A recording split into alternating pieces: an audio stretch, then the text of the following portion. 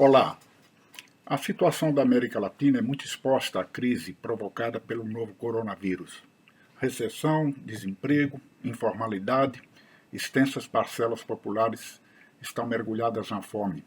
Os países são estrangulados pelas dívidas internas e externas e pelas receitas de austeridade sobre os gastos sociais. Essa receita, aliada à receita da neocolonização dos países sob pressão dos Estados Unidos da América, aqui na nossa América Latina, afundou o povo em mais tragédia social. Leva os países a novas ondas de autoritarismo, com golpes na democracia e no Estado democrático de direito. Essa receita se confronta com a necessária solidariedade, humanismo e empatia com o povo, tão necessária nesta hora, em lugar das planilhas financeiras dos crescentes detentores de capital fictício. Quando as coisas se fazem indispensáveis, mas impossíveis de realizar, temos uma tragédia. Isso é o que ocorre agora, momentaneamente, no curso das nossas lutas na América Latina. O Brasil espelha diretamente isso. Um dos grandes problemas internacionais nesta crise foi, lamentavelmente, a posição do governo brasileiro. Bolsonaro, contrário a tudo e a todos, proclamou que essa é uma crisezinha, um mero resfriado ou gripe, que matará poucos velhinhos. Foram essas suas palavras literais.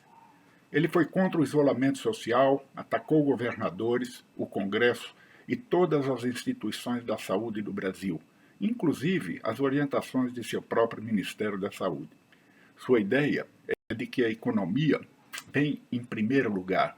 Propôs, mas teve que recuar, dar direito aos empresários para desempregar seus trabalhadores sem salários. Na verdade, Bolsonaro faz uma aposta no caos. É isso. Face ao seu enfraquecimento, ele duplica a essa aposta. No caso do Brasil, a nova crise se somará a 2 anos e meio de recessão, mais 3 de estagnação econômica desde 2015. E agora, sobre isso, se instalará um novo recuo da economia. O PIB de 2020 ficará abaixo do 2019, com certeza. É enorme a deterioração da imagem do país no mundo. Internamente, Bolsonaro vai perdendo rapidamente sustentação política, isolando-se, quando mais que nunca seria necessário liderar um amplo esforço unitário para combater a pandemia. Fala-se no Brasil hoje, efetivamente, em interditar o seu mandato, de algum modo, a partir do aprofundamento de seu isolamento. O que ocorre no Brasil também não ajuda a situação da América Latina, ao contrário. Bolsonaro sustenta a belicosidade dos Estados Unidos na região. A economia no subcontinente já estava paralisada. Ficou em 0,1% o crescimento do PIB em 2019. Agora, em 2020, é certa uma nova recessão.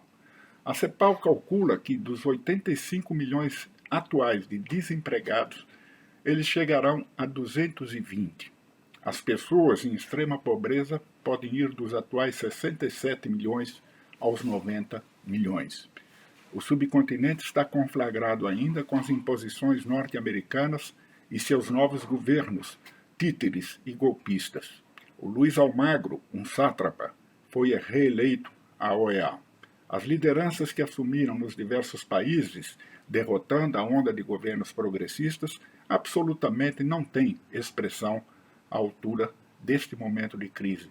Muito pelo contrário. Cuba, com seu meritório trabalho de solidariedade internacional contra a pandemia, e Venezuela seguem como alvo da contraofensiva imperialista de Trump.